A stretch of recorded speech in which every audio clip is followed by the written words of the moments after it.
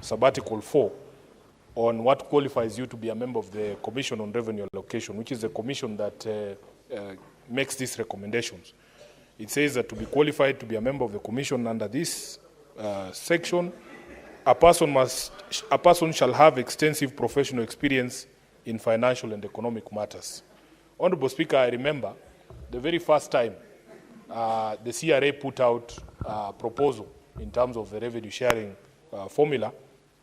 I took time to seek out some friends of mine who are commissioners on the CRA. And Honorable Speaker, first of all, the picture that they painted for our country was quite grim for me. That, Honorable Speaker, we rely on data and statistics that are kept in the ministries and departments and agencies, but that data is so corrupt and corrupted and skewed that it is almost totally unreliable. If you start there, Honorable Speaker, and knowing, for instance, that this formula that is being proposed by the committee attaches extreme significance to certain data sets, the first one being population. Now, Honorable Speaker, you and me know that immediately you raise the question of the census of 2019, there are people who will tell you that that census itself is flawed. In fact, there is already a court decision, Senator Mungatana can correct me if I'm wrong, on the legality of the figures that were put out by government following the census of 2019.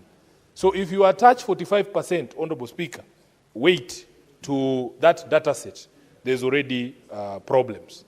But we are willing to be guided. And the most heartbreaking thing, Honorable Speaker, is that there are professionals who sit in these ministries.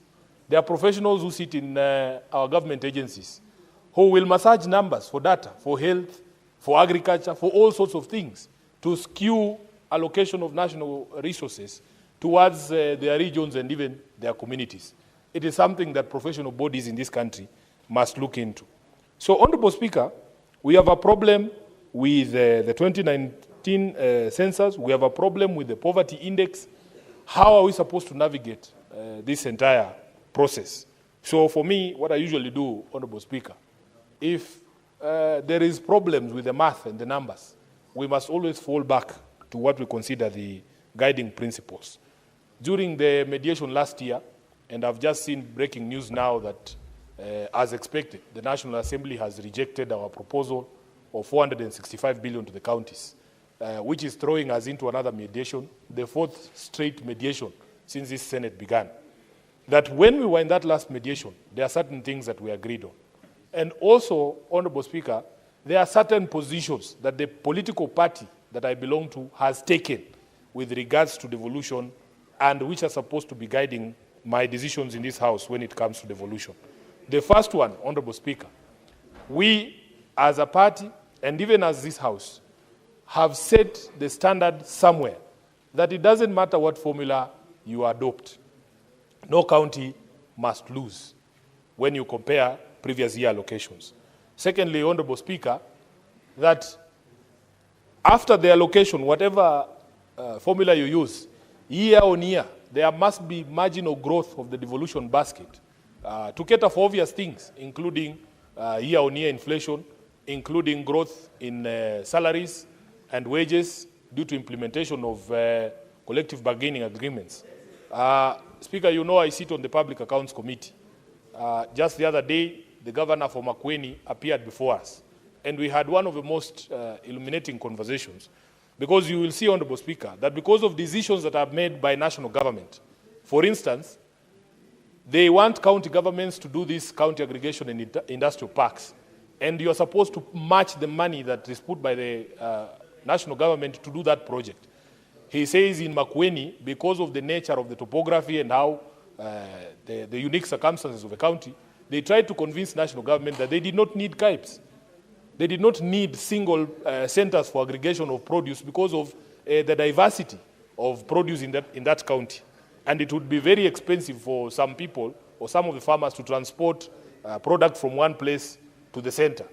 Honorable Speaker, he also told us, he gave us a very clear example, that if you look at the amount of money increment for Makueni County in 2023, 2024, 2025, is about 55 million Kenya shillings only. But in that same period, if you look at the responsibilities that have been put, fiscal responsibilities on the county, because of the passage of laws that are here in the National Assembly and the Senate, for instance, on SHA and SHIF, this is a new levy that was introduced. If you look at the housing levy alone has added an additional burden to Makueni of 55 million. And yet the annual increase in equitable revenue is 52. So it doesn't make any sense, Honorable Speaker. So we have said that year on year, we want to see marginal increase to cater for these things, including review of salaries and wages for the staff. Then, Honorable Speaker, the final principle was that any shortfall in national revenue or shareable revenue should be borne by the national government. So, Honorable Speaker, we have no problem. Whatever formula is adopted, the position that we have taken is that no county should lose. And we are willing to have that conversation with our colleagues. Now, there is some plea that has come from 11 of our colleagues who represent counties they themselves are calling small counties. And we have a few questions for them, Senator Osotsi and your group. Number one, where did you pluck this 6 billion figure from? What is the scientific basis for that figure? Because although these conversations are complex, we cannot say that you owe a responsibility to explain to us where you got 6 billion. Because why not 7? Why not 5? Why not 8? Number two, Honorable Speaker, if the argument is that most of this money goes to recurrent expenditure, we sit in the Public Accounts Committee, and Honorable Speaker, some of those counties, if you hear the stories in those counties, you will see that there is absolutely no justification to add the money. My view has always been that at the advent of devolution, people thought that counties existed to serve their tribes, that this was our county. It is the reason why if you come from Bungoma and you go and apply for a job in Kakamega, they'll tell you, you go back to your county. Even if you are a Bukusu person, man or woman, born in Kakamega. Many people will not distinguish between a Kisi from Nyamira and one from Kisi County. But they themselves at the local level know this one is from Nyamira and this one is from Kisi. And you cannot apply for jobs there because they'll tell you, your share is there, you go and get yours there. That is the true situation. So you find we had a county entity speaker that comes to the Public Accounts Committee, and a governor has hired over 30 advisors. And that county has only 2 constituencies, Honorable Speaker. There are less than 10 MCAs in that county. But he has hired for himself over 34 advisors. That is what the money for the county is going to. The governor wants to be able to go to every village and say, I employed so-and-so's son, he's working in my county government. I've employed so-and-so's son, he's working in the county government.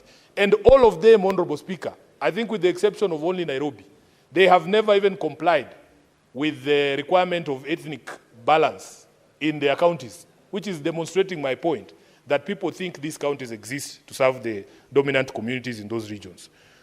The last question I want our colleagues from these counties to answer, Senator Osotsi and group, is that if we are indeed amenable, if we are amenable to meeting your request, so that we avoid those instances, the examples we've given, where every single resource that goes to the county is still going to end up in personnel emoluments and governors adding themselves more advisors, can they agree, Honorable Speaker, that whatever amount is added in terms of what you have called, I don't know which was the term he used, affirmative, that we ring-fence that amount of money, whatever it is, for the development that you are claiming is going towards. Because we don't want a situation where you get that affirmative action fund, whatever it is you want to call it, and then it all goes to hiring more people on the ground.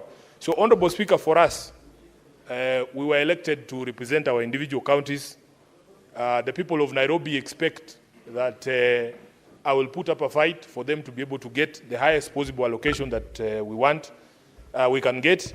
But, Speaker, for me, I am very clear in my mind, even when we were doing the MOU with our counterparts from UDA, that because devolution is something that we hold dear as ODM, we have drawn a certain line in the sand. I am happy that the Senate improved on the proposal from us under that MOU for 450 billion, we have passed as a House 465. Honorable Speaker, I don't know why people get upset when I speak about that MOU. I honestly do not understand, because it is a reminder of the things that we have committed ourselves to.